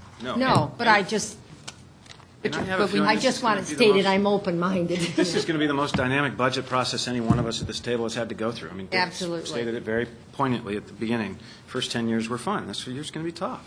Let me say something here, okay? People in Arizona have always been afraid of the word tax. The words tax increase. And frankly, that's one of the reasons we sit here today. That's one of the reasons the state is in such financial straits, because they've always turned down an opportunity to raise taxes in this state. If they've done it, like other states have done, we wouldn't be sitting at this table. So I'm not afraid of the 0.5 sales tax, because if people want services, they're going to have to pay for them. And that's what this city has said to us, that we like the way we live here, and when you live here, you've got to pay taxes to afford it. Good point, Nick. I just Very good. can't understand why people in Arizona keep turning down, and the legislature is at fault too. They're frightened of sales tax. They're frightened of anything that represents taxes in this state. It's a shame. I don't disagree with that remark at all. So, I Go don't get 'em, think I did. Dick. So, but Go get 'em, Dick. I'm approaching this with caution. I mean, 3 hours of digestion here. One last point. I haven't heard, and we did discuss this, John and I and Brenda in our one-on-one meeting here discussed it, was I definitely, before we get to the end of this budget cycle and before we approve this budget, I need to hear how we're getting back into that whatever millions of dollars we take out of our rainy day fund. I've got to hear how we're going to put it back. You said you weren't prepared. And We had I know you're not asked- prepared for that today, and I know I discussed this with you, John, privately, but before we take 4.7 or whatever million dollars out of that, I want to hear what our plans are. I mean, we've got the 7 of us up here, and I said this, again, repeating this now when the 7 of us get to talk in an open meeting. I said this when we were discussing it, is it's great to say in the charter that we have to pay it back, but we've got to set a policy that says how we're going to pay it back. And yes, we have a charter responsibility to do that, but we have never, the 7 of us, discussed specifically how are we putting that money back, in what cycle, in what amount, and at what point, if it gets down to 10 million, if it gets down to 5 million, are we saying that's it, it stays? Because, again, I'll go back and cite the example, $750,000, 30 days into the job, we were buying a water pump. And we have to be But, Rob, prepared for those I think things. that's going to take some time. I just think, yeah, and I understand, we have to put it back. But I also think that what you were looking for from us was, are you on the right track? And are the proposals that we can live with some of those proposals that you have? So I think you got a feel pretty much from where we are Not headed. from one so. guy you didn't. But we, But I forgot the one person that. but we It's also did, stated that we in our have to, one-on-one, when our discussion today was, we asked that same question. We said, okay, we want a plan on how we're going to put the money back. it states within a reasonable time, and reasonable time may be next year, and it may be 5 years. depending on our situation, that's what a reasonable time is, because that's the way it's written. And we can interpret that as a reasonable time. I mean, let's face it, it has to be reasonable. So maybe it's a policy of when we get back to net positive growth of 10% sales tax, that we're putting 2% or 10% increases in sales tax revenue on the out years, that we're taking 2 of that 10% and we're putting it back into the rainy day fund until such time it was balanced before we dipped into it. Some sort of dialogue that's responsible about forward-looking policy for that rainy day fund. Okay, by the way, Dick, your comment, the last one was very specific. That's what I was looking for. You like taxes. And you know. I know. And that's what you're going to hear here. There's different philosophies. There's probably 7 of them. And so at least I agree we with respect Dick. one another's right to speak. Very definitely. That's the reason they take the floor, sir. Okay.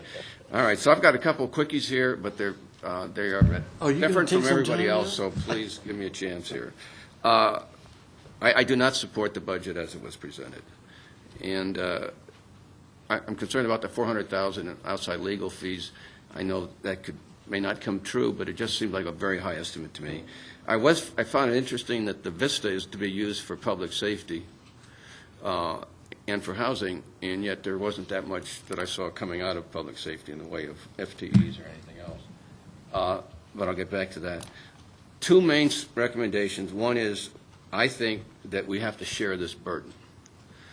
And the 2 people that are buying the burden are the 24 and a half or whatever it is, folks that are losing their jobs, and the people of Goodyear. And there's 60,000 of them that we're talking about here. And when we reduce the rainy day fund, we're impacting them, and when we tax them higher, we're impacting them. So I think those in the staff, including the council, should share in that burden. Those who are retaining their jobs should share in that burden. And I'm suggesting an across-the-board pay cut. 3% makes sense to me, some 2 to 3%, and that could be used for 2 purposes. 1, to reduce the removal from rainy day, and 2, it could possibly save some jobs. Obviously, it could do both or either. So I think that's a way for all of us to share in the burden and not just leave it for those 24 people to buy that cost. And the other thing is there's a sacred cow in the state of Arizona. It's called public safety. And we have people, 5% of our people or more have lost their homes. Some are destitute. We have 8% of our people unemployed. We have people fearing tomorrow. Not that they're going to be accosted, but will they be able to take care of their kids? So I think that we need to investigate further, and I don't have the answer to it, but I think we really have to grill our public safety folks to confirm indisputably that they need all the money that they're asking for, because they're the biggest part of our budget. It's not a popular thing to recommend. In fact, I'm sure I'm one of 100 people in this room that feels that way. But I do feel that way, and I think that's what I would pass on, that we need to dedicate our attention to assuring that what they're asking for is absolutely necessary, because it affects everybody else. It affects the quality of life of everybody else. Do we need X number to protect our people, or could it be X minus something to protect our people equally well? I don't know that, but I damn sure didn't get the answer and have not gotten that answer. So that's how I feel about that. So those are my specific things. So now we've got 7 minutes and comments on what you've heard. All right, comments on what you just said. I'd like to hear from the people of Goodyear how they feel about their safety, because that's where we hear it. And that's where when you go to neighborhood meetings, they want more neighborhood watch programs. They want more patrols. They want more. So, yeah, we can sit up here and say, because we see that enormous amount going in there, but public safety affects all households.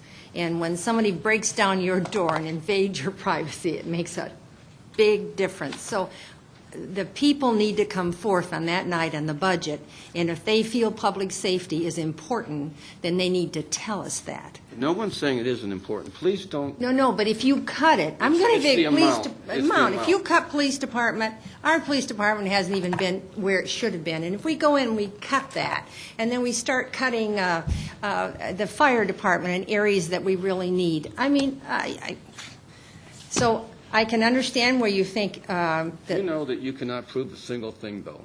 We do not have the analysis to prove what we're saying, and that's what I think we need. okay? And then, I'll go and with that. I agree, the people need to come in on this. And they need to say, and I want to pay additional 0.5% sales tax, and I want you to reduce the rainy day also. I want to hear them say that, too. We need the people's input. Yeah. I agree. We really do. And the other thing that, I do want to, it's not that I feel badly for the public that's suffering, that have lost their homes, that have lost jobs. But, Mayor, there's a certain portion of our public that needs to take personal responsibility for their finances and how they run their lives. And that portion of them need to learn a lesson. And lessons are going to be learned by all of us for our overspending, whatever we've done. And that's part of this formula. Now, there is that other group that definitely needs help, that were on circumstances were such. But I'm not ready to take the responsibility of all of the people who have lost their homes, and because many of it was personal decisions on their part and what they did. But again, let's get out there, advertise it, let's get the people in, and let's hear what the people have to say. Okay, further comments? I will comment on your across-the-board pay cut to city employees. I would love to see what that figure is. I'd like to hear what it is. If that is an idea that can be used. And what is it? I heard it yesterday. 1% is $364,000. Can you say it louder, please? 1% is $364,821. That's of the general Say fund. it one more time. $364,821. So 3% would be just $1 million. Okay. The budget, obviously that's easy to convert. The budget for fiscal year 10 right now for the general fund is $36,482,194. Okay. It doesn't impact it that much. Okay. And I'll be honest, I mean, I've told several of you this privately. That's in my back pocket from the standpoint of if the mall does not come forward. If the mall does not come forward, we're going to have to dig deeper, because that includes revenue of $1.3 million in the budget for the mall. And if the mall does not come forward, we have to be prepared to act quickly, because that won't happen until the second 6 months probably of the year. Well, I appreciate you have that plan, because that was specifically what I asked you, because I didn't like seeing those projections there of the mall.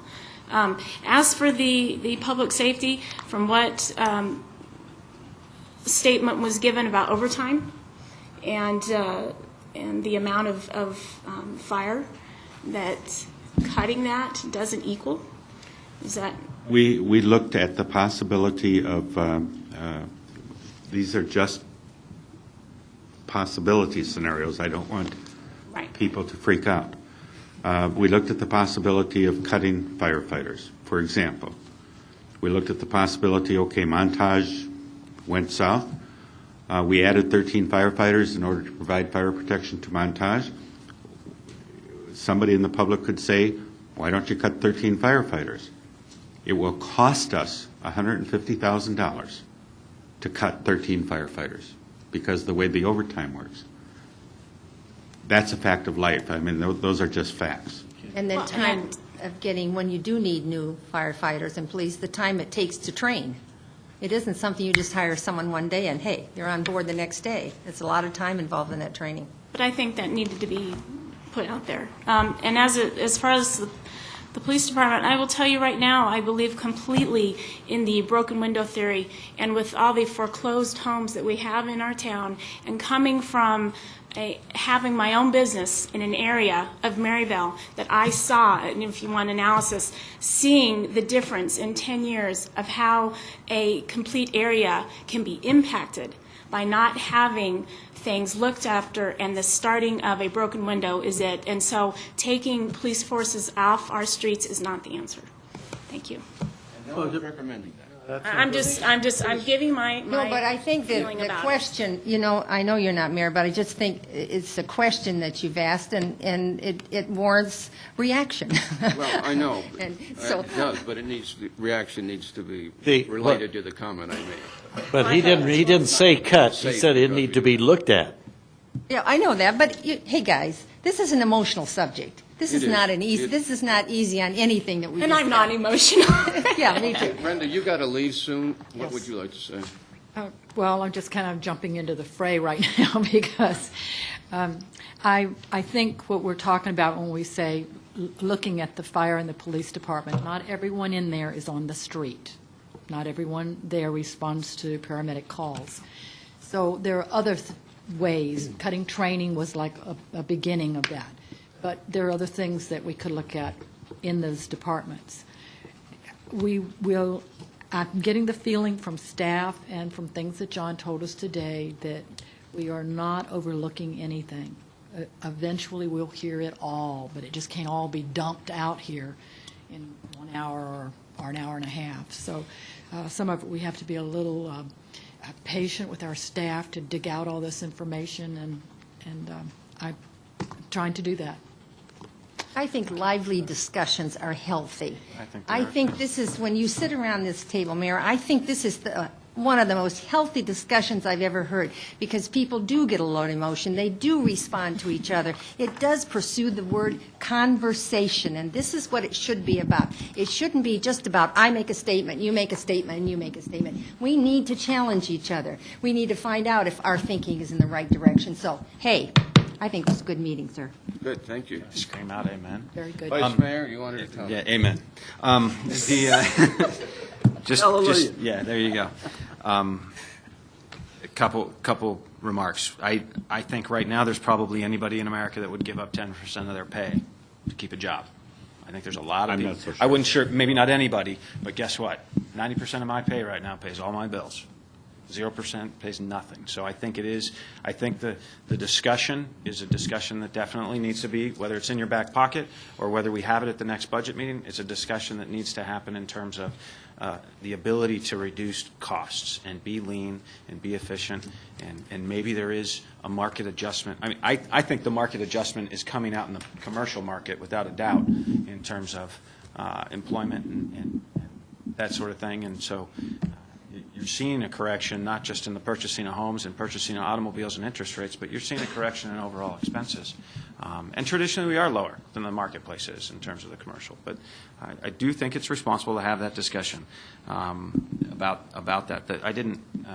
And then I will say, I felt pretty confident in the one-on-one meeting in the $150,000 example being said about public safety. I do think they need to do their due diligence, and They have let me done finish, their- Let me finish, John. I think they need to do their due diligence just like everybody else, and I feel confident that they have in this case. I will tell you, at least for 09-10 fiscal year budget, I'm not going to approve a budget that has a reduction in those two areas. I'm not confident we have to do that yet. And If I we have to not do that- presented one. I know. I'm reacting to my colleague's remark, so maybe I'm looking at you, but I ought to maybe look at you, Jim. But I'm not confident that we have to do that yet. If we have to address that in 10-11 and we have to cross that bridge, so be it at that point. But I don't think we have to do that in 9-10 right now, and I am willing to go into the rainy day fund for that kind of expense. Okay. Any other comments? It did sound like we did have some agreement on the arts. Is that? I will certainly take a look at that, yes. Okay, Although that I was was under $500 the million. impression it was under the I was thinking it was coming from CIP, not So was I. 101% of CIP. That's So why was I I. It was supposed to be 1% of CIP when we had that dialogue, and the spirit of that, I think, was coming out of the CIP. And that So- CIP is the secondary. Well, it's a combination of impact fees, which you cannot charge for art for the 1% because you don't have Right. it in your plans. And it's a combination of that, it's a combination of bond money, and it's a combination of general fund money. And utility monies. Okay, any further comments? All right, can I adjourn the meeting? Yeah. Meeting It's adjourned. only, what, 3 minutes after 4? Yeah, I'm going to a budget meeting at the hospital tonight. I can hardly wait. Good.